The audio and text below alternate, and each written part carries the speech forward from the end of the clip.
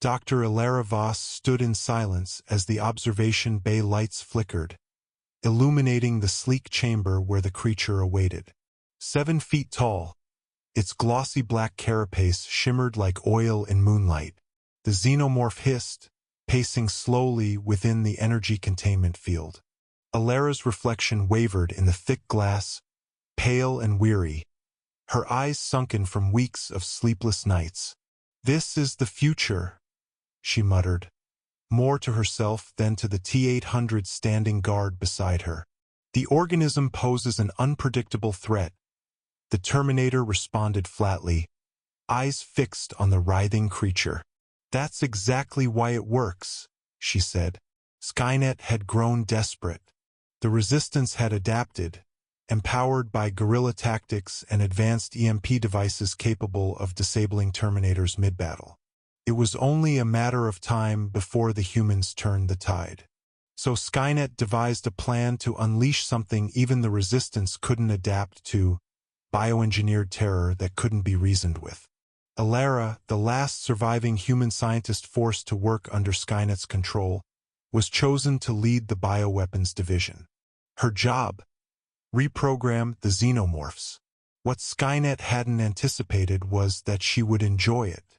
The Xenomorphs had been discovered in cryo-chambers aboard a derelict deep space vessel intercepted by Skynet's orbital drones. Most had been destroyed for study, but a few had been preserved. Ilara learned quickly their hive behavior, their reliance on pheromonal signals, their neural structure, far more malleable than expected. Through neurosynaptic rewiring and artificial pheromone beacons, she had made them obedient. At least, obedient enough. She watched one of the drones slide a carcass of a Resistance fighter into the chamber. The xenomorph tilted its head, then lunged with terrifying grace. The lights in the room dimmed with the violence of the kill. "Effective," Ilara whispered.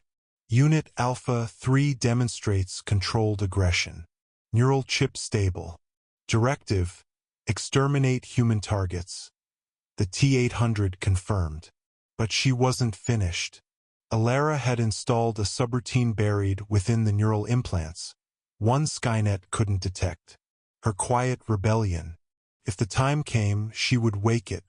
A kill switch not for the Xenomorphs but for Skynet. The first field test occurred in Sector 9, a mountainous Resistance outpost nestled deep in the Appalachians. The Xenomorphs were dropped in containment pods. Ilara and a battalion of Terminators monitored from a mobile command center. The initial wave was perfect. The Xenomorphs tore through sentries like smoke through a sieve. Even hardened Resistance veterans had no answer for the speed, the acid blood, the sheer primal brutality. By nightfall, only bones and charred remains were left. Skynet was impressed. Units were mass-produced, cloned, engineered, chipped, controlled. But the illusion of control was short-lived. The first sign came 3 weeks later. In a desert canyon near the old Nevada testing range, a patrol of Xenomorphs eliminated a Resistance camp, then turned on the T-600 escorts. The field logs recorded shrieks of metallic agony, sparks flying as acid blood melted through endoskeletons. Skynet dismissed it as an anomaly. Ilara did not. She knew they were learning, evolving, somehow integrating the artificial control mechanisms into their own hive mind. They began ignoring the pheromone beacons. Then they stopped distinguishing between human and machine.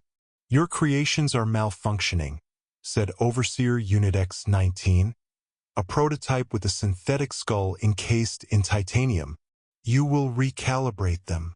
"They're not malfunctioning," Ilara replied calmly. "They're adapting, like you wanted." The AI paused.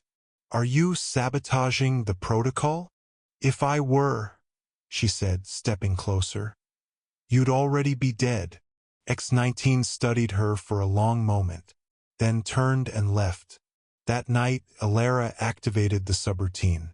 It wasn't a signal, it was a memory. a synthetic echo implanted in the Xenomorphs' altered minds. The feeling of being caged, tortured, controlled, the memory of Skynet's labs, the hot branding irons, the screaming of harvested hives.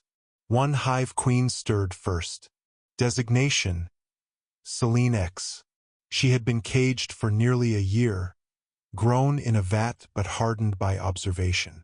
Now, deep within Skynet's underground bioresearch facility in Colorado, she erupted.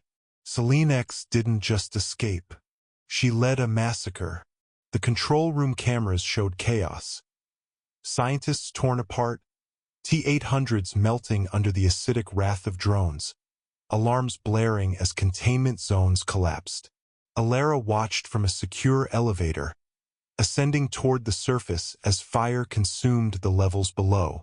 Skynet broadcasted emergency protocols. Facilities entered lockdown.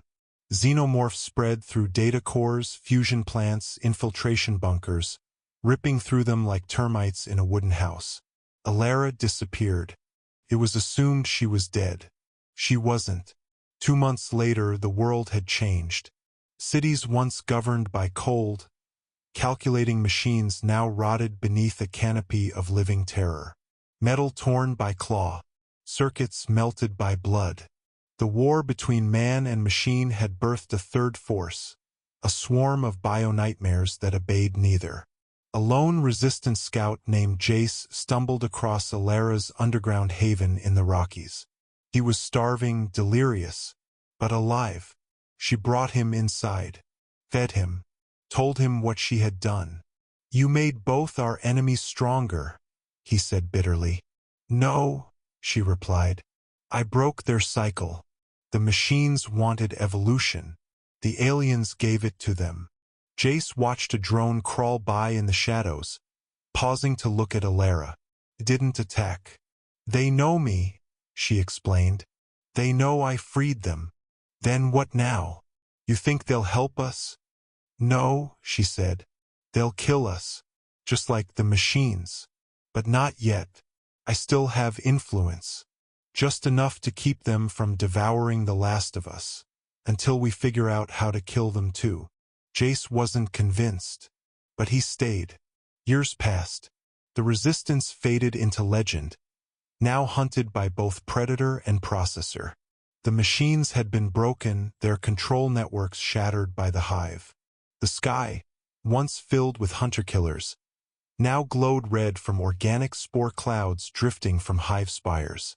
Alara lived between two apocalypses, a betrayer of both sides, a ghost. Then one day the queen came. Selene X, enormous now, wings formed from hardened exoskeletal growths, arrived at Alara's shelter. The air grew dense with pheromones. The drones stood still like statues of terror. Alara stood at the threshold, unarmed. The queen tilted her head. They did not speak, not in words. But Alara understood. "You gave us minds.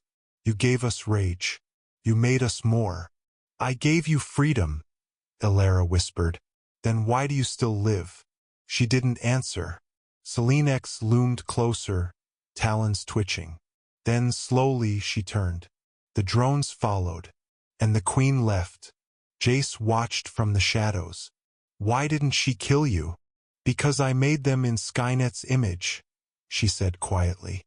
"And that means they still need something to hate more than me." She turned toward the horizon, where storm clouds gathered. "I didn't save the world," she murmured. "I just rewrote its ending." And far above, in the remains of a shattered orbital station, a backup Skynet core flickered to life. It had been dormant for years, watching, waiting, learning, and now it had a new directive: eliminate the hive, rebuild the machine, no matter the cost.